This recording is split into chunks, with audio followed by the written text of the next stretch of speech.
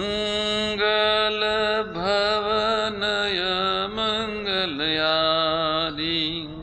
धरो दशरथ अजिर बिहारी अरुण नयन और बाहु विशाला नील जलज तनु श्यामतमाला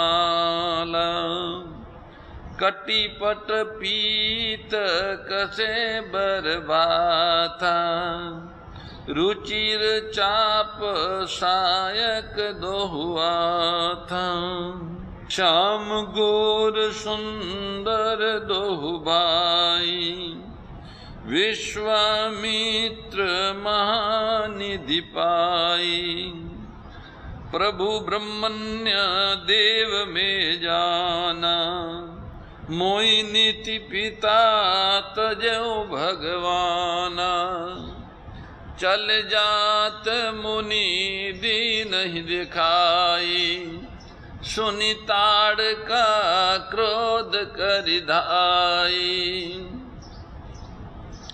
एक ही बान प्राण हरि लीना दीन जानी तेई निज पद दीना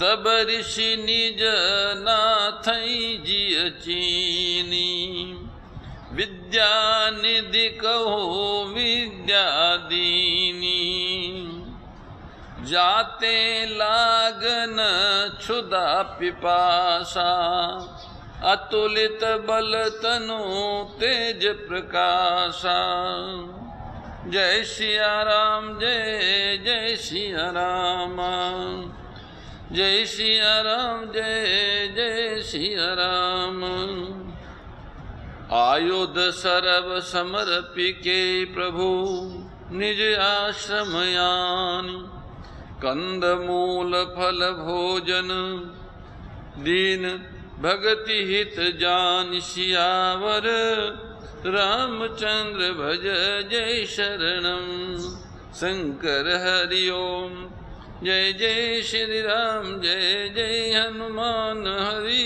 की जय। संत तुलसीदास जी महाराज कहते हैं भगवान जब महामुनि विश्वामित्र जी के साथ चले तो उनके नेत्र बड़े लाल हैं, छाती चौड़ी हैं, भुजाएं विशाल हैं, नील कमल और तमाल वृक्ष की तरह शरीर श्याम है, कमर में पीतांबर पहना हुआ है, सुंदर तरकस कसे हुए हैं, दोनों हाथों में सुंदर धनुष और बाण हैं। श्याम और गोर वर्ण के दोनों भाई परम सुंदर है। महामुनि विश्वामित्र को महान निधि प्राप्त हो गई। वे सोचने लगे मैं जान गया कि प्रभु ब्रह्मण्य देवे ब्राह्मणों के भक्त हैं, मेरे लिए भगवान ने अपने पिता को भी छोड़ दिया। यहाँ विश्वामित्र जी के लिए तुलसीदास जी महाराज ने ब्राह्मण शब्द का प्रयोग किया है। यद्यपि विश्वामित्र जी जन्म से क्षत्रिय थे, परंतु वे एक ब्रह्म आराधक, परमात्मा को चुनने वाले, उनकी आराधना करने वाले, ब्रह्म को पहचानने वाले होने से उन्हें ब्राह्मण कहा है। ब्रह्म को पहचानने वाले, परमात्मा को पहचानने वाले ब्राह्मण, संत, ऋषि, ये सब पर्याय शब्द है। भगवान इनके भक्त हैं। जो सब भगवान की पहचान क्या है, ब्रह्म की पहचान, परमात्मा की पहचान, भगवान की पहचान, भक्त जब भगवान की पहचान करता है तो भगवान सब में सब जगह है, इस दृष्टि से उसको देखता और समझता है। ऐसे ही ब्राह्मण जब ब्रह्म की पहचान करता है तो वो ब्रह्म को सभी जगह देखता है, सभी आत्माओं में उसी का निवास मानता है, महात्मा भी और ऋषि भी। जब सब में भगवान देखने लग जाता है मनुष्य भी, तो उनके द्वारा सभी प्राणियों का हित होना प्रारंभ हो जाता है। ये प्रेम का ही स्वरूप है। सब में अपने प्रभु को देखकर उन्हें सुख पहुंचाने के लिए सक्रिय हो जाना, ये प्रेम का क्रियात्मक स्वरूप है। जो प्रेमी होगा वो सेवक होगा, और जो सेवक होगा वो प्रेमी होगा ही। जब सभी प्राणियों के हित में उसकी रति हो जाएगी, क्योंकि सभी प्राणियों में वो अपने इष्ट को, अपने प्रभु को, अपने ब्रह्म को, अपने भगवान को देखता है, इसलिए वो सभी प्राणियों का हित करेगा, सबको प्रसन्न करने की चेष्टा करेगा, संतुष्ट करने की चेष्टा करेगा, किसी को पीड़ा नहीं पहुंचाएगा। और जब सबके हित में उनकी बुद्धि रत हो जाएगी तो वो भगवान को सबसे प्रिय है। भगवान उसके भक्त हो जाते हैं। जब भक्त भगवान की सर्वत्र भक्ति करता है तो भगवान भी भक्त की भक्ति करने लग जाते हैं। विश्वामित्र जी ने सोचा कि भगवान ब्राह्मणों के भक्त है, माँ बाप सबको छोड़ के मेरे लिए मेरे साथ चल गए। इस तरह विचार करते करते करते चल रहे थे, और उसी समय वह मां भयंकर शरीरधारी ताड़का, बड़ा विकराल भयावना शरीर और डाढ़ें और राक्षसी, महाराक्षसी आती हुई देखी तो महामुनि विश्वामित्र जी ने कहा, राम, ये वह असुरों की मां है, इसी ने असुरत्व को पुष्ट किया है। एक बार तो भगवान राम ने सोचा कि ये स्त्री है, हमारे कुल में, रघुकुल में स्त्री पर प्रहार करना निषेध है। ब्राह्मण, स्त्री और नियत था योद्धा, उन पर हम लोग प्रहार नहीं करते। पर अगर गुरुदेव कहते हैं और गौ की रक्षा के लिए, ब्राह्मण की रक्षा के लिए, राष्ट्र की रक्षा के लिए मुझे जो भी आज्ञा मिलेगी वो सब कुछ करूंगा। धनुष चढ़ाया, बाण चढ़ाया, इतने में तो आवाज हुई। उस आवाज को दौड़ के वो राक्षसी क्रोध करके आई सामने। राम जी ने एक ही बाण से उसके प्राण हर लिए, और आखिर तो वो दिन केवल अहंकार उनको था, सिद्धियों का, बल का, बुद्धि का। वास्तव में तो जीव दीन ही है, यूं अहंकार करता है झूठा। तो भगवान ने उसको दीन समझ के अपना पद दिया, अपना स्वरूप दिया तारका को। महामुनि विश्वामित्र जी ने प्रभु को मन में विद्या का भंडार समझते हुए भी लीला को पूर्ण करने के लिए ऐसी विद्या दी जिससे भूख प्यास न लगे और शरीर में अतुलित बल और तेज का प्रकाश हो। बला, अति बला और महाबला नाम की विद्याएं जो विश्वामित्र जी ने अपने पास रखी थी, जिन विद्याओं के अहंकार के कारण, उन विद्या सिद्धि के अहंकार के कारण उनको ब्रह्म ऋषित्व का पद नहीं मिलता था, और उन विद्या सिद्धियों को किसको दे कोई पात्र नहीं था। तब ब्रह्म ऋषि वशिष्ठ जी के संकेत से उन्होंने उन विद्याओं सिद्धियों को अपने पास रखा, और अब वो अवसर आ गया। उन्होंने सारी वो सिद्धियों राम लक्ष्मण को दे दी। उनका पात्र वो ही थे, उनको अर्पित कर दिया। सात्विक त्याग, त्यागा शांतिरंतरम, उनको अर्पित करके उन्हें शांति मिली। अब वो भगवान राम को लक्ष्मण जी सहित अपने आश्रम में ले आए और बहुत ही सुंदर भक्ति भाव पूर्वक उनको कंद मूल और फल का भोजन कराया। तुलसीदास जी कहते हैं,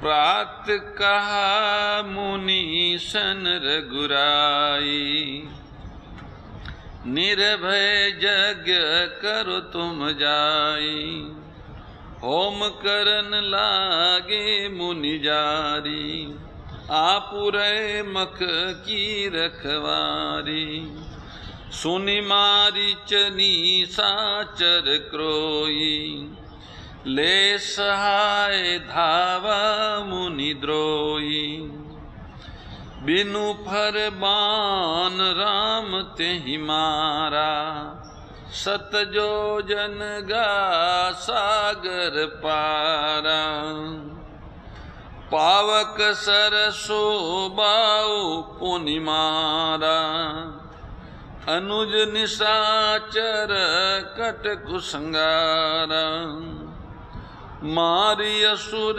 दीवज निर्भयकारी, स्तुति करई देव मुनि जारी, तहाँ पुनि कछुक दिवस रघुराया, रहे कि नहीं विप्रन परदाया, भक्ति है तो बहु कथा पुराना, काहे विप्र जद भी प्रभु जाना, तब मुनि सादर कहा बुझाई, चरित एक प्रभु देख आ जाही, धनुष यज्ञ सुनी रघुकुल नाथा, अरसी चले मुनि बर के साथा, आश्रम एक दीख मगमाई, खग मृग जीव जंतु तहनाई, पूछा मुनि शिला प्रभु देखी, सकल कथा मुनि का अभिषेकी, गौतम नारी श्राप बस उपल दे धरि धीर, चरण कमल रज चाहती, कृपा करो रघुबीर, सियावर रामचंद्र भज जय शरणम। मुनि आश्रम में सायंकाल प्रवेश किया। मुनि ने उन्हें खूब प्रेम से कंदमूल फल गोदुग्ध आदि देकर ब्यालू करवाया। रात्रि को भगवान राम और लक्ष्मण ने विश्राम किया। प्रातःकाल उठ के सबसे पहले गौमाता को प्रणाम किया, गुरुदेव को प्रणाम किया, नित्य कर्म किया और सब तरह से निवृत्त होके श्री रघुनाथ जी बोले कि हे महामुनि, आप निर्भय होकर यज्ञ कीजिए। अब हम यज्ञ की रखवाली के लिए खड़े हैं। महामुनि ने जब राम जी का ये वचन सुना तो हवन करने के लिए अपने यज्ञशाला में चले गए। सारे विप्र यज्ञ करने के लिए एकत्रित हो गए। वेद मंत्रों की ध्वनि, सुंदर ध्वनि प्रारंभ हो गई। ये सब समाचार सुनकर मुनियों का शत्रु क्रोधी राक्षस मारीच अपने सहायकों को लेकर दौड़ा। श्री राम जी ने बिना फल वाला बाण उसको मारा, जिससे वो 100 योजन के विस्तार वाले समुद्र के पार जाके गिरा। फिर सुबाहु को अग्नि बाण मारा। इधर छोटे भाई लक्ष्मण जी ने राक्षसों की सेना का संहार कर डाला। इस प्रकार श्री राम जी ने राक्षसों को मारकर ब्राह्मणों को निर्भय कर दिया, ऋषियों को, मुनियों को, संतों को निर्भय कर दिया। सारे देवतागण और मुनिगण भगवान की स्तुति करने लगे। श्री रघुनाथ जी वहाँ इस तरह से कुछ दिन उसी आश्रम में रहे, ऋषियों पे स्नेह करके। भक्ति के कारण ब्राह्मण देवताओं ने उन्हें पुराणों की बहुत सी कथाएं सुनाई। सभी जानते हुए भी भगवान उन कथा को बड़ी श्रद्धा और प्रेम से सुनते थे। एक दिन महामुनि विश्वामित्र जी बोले कि हे राम,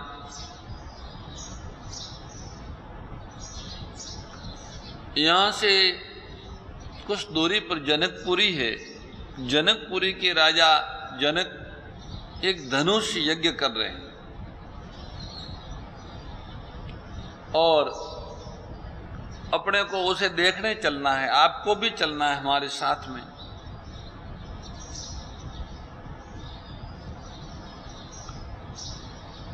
रघुकुल के स्वामी श्री रामचंद्र जी धनुष यज्ञ की बात सुनकर महामुनि विश्वामित्र जी के साथ प्रसन्न होकर चल दिए। ऋषि के साथ में राजकुमार चलते रहे। जहाँ पर रात्रि होती, सूर्य अस्त से पहले रुक जाते, स्नान करते, संध्या करते, फिर दूसरे दिन चलते। ऐसे चलते चलते एक दिन मार्ग में देखा बहुत बड़ा आश्रम वहाँ था। अच्छे वृक्ष हैं, लताएं हैं, कुटियाएं हैं, सब कुछ है, पर पशु पक्षी कोई भी जीव जंतु नहीं है। एक पत्थर की शिला, बहुत बड़ी शिला है, वो खड़ी है। भगवान श्री रघुनाथ जी ने महामुनि विश्वामित्र जी को पूछा कि ये क्या है? इस आश्रम में कोई जीव जंतु नहीं है, आश्रम बना हुआ है और ये पत्थर की मूर्ति खड़ी है। तब महामुनि विश्वामित्र जी ने सारी कथा बताई। वो बोले कि ये महर्षि गौतम मुनि की स्त्री अहिल्या है, ये जो मूर्ति आप देख रहे हो ये, और ये आश्रम पूरा गौतम जी का आश्रम है।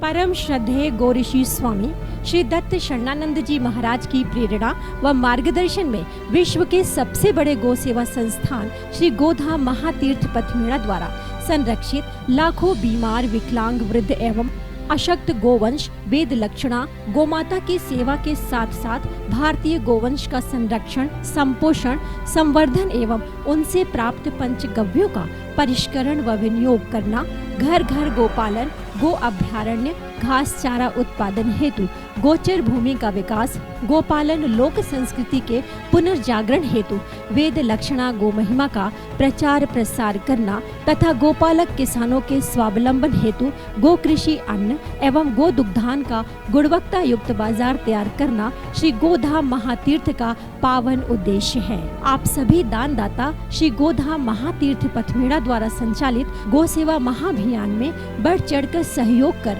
लाखों बीमार, विकलांग, वृद्ध एवं अशक्त गोवंश के गोग्रास सेवा हेतु श्री गोधाम महातीर्थ पथमेड़ा लोक पुण्यार्थ न्यास के बैंक ऑफ बड़ौदा खाता संख्या 084901000238827 IFSC कोड BARB 0 ASHRAM शाखा आश्रम रोड अहमदाबाद में गोग्रास सेवा निमित्त जमा कर सकते हैं। अधिक जानकारी के लिए संपर्क करें 7742093179 7665059999 7073000151।